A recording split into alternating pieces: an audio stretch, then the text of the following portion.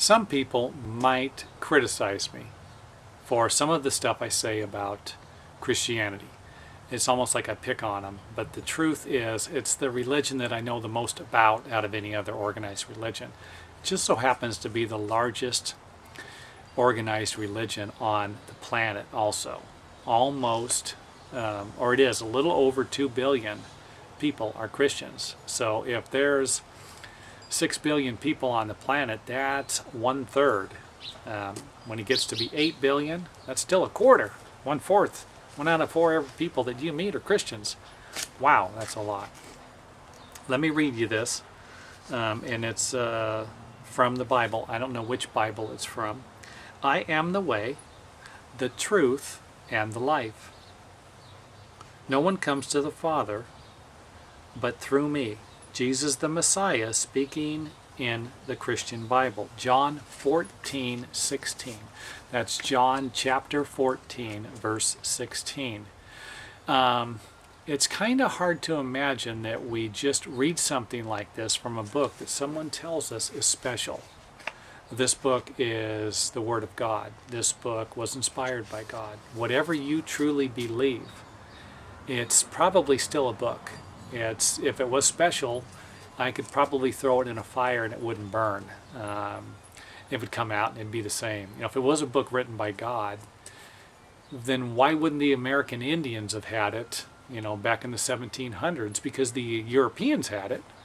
A lot of people had access to it at 500, 600 BC, but most of the people in South America hadn't even heard of a Holy Bible by then.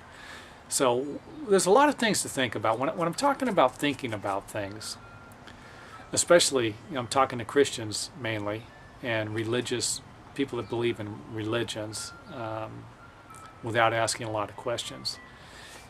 If you think about the origins of where this all started, you can really start to see how it developed and gained momentum through the years, eventually coming to what we know of today as Christianity. So when you read something like this in the Bible, do you know for a fact 100% that it's true, this is real? Or do you just believe it and everybody else in your church is telling you that it's real, so you don't want to look like a stooge? Yeah, it's real, I believe in it. Yeah, you go home and you do something completely different. I see that a lot. People go to church, they get it done. Okay, we went to church, let's go get some breakfast, get some lunch. Okay, this is what we do every once a week, or whether it's Saturday or Sunday, whatever day it is, you go there, you get it done, and you go home, mow the lawn, do whatever. But that's out of the way. How many people go to church and actually think that? So here's a verse, and this is what they're assuming. There is no proof that Jesus said this. Okay, Jesus didn't write anything down. Hard to imagine. There is no proof that Jesus wrote anything down. Something else that's a little mind-boggling is there's really no proof that Jesus even knew how to read or write.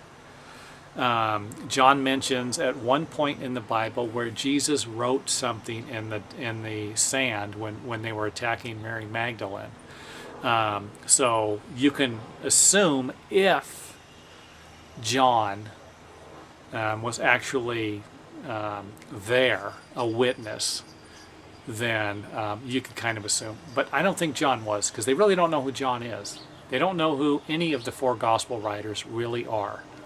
They just know that this is his name, John, Matthew, Mark, and Luke. So they can get a pretty good idea from their writing, who they were. But there isn't any hardcore, satisfactory scientific evidence to support these theories. And if you got it, I'd love to see it. Hey, with all my videos, if I say something that you've got some proof on, I'd love to see it. Most of the time when people show me some proof, it's not really what I'd consider to be proof.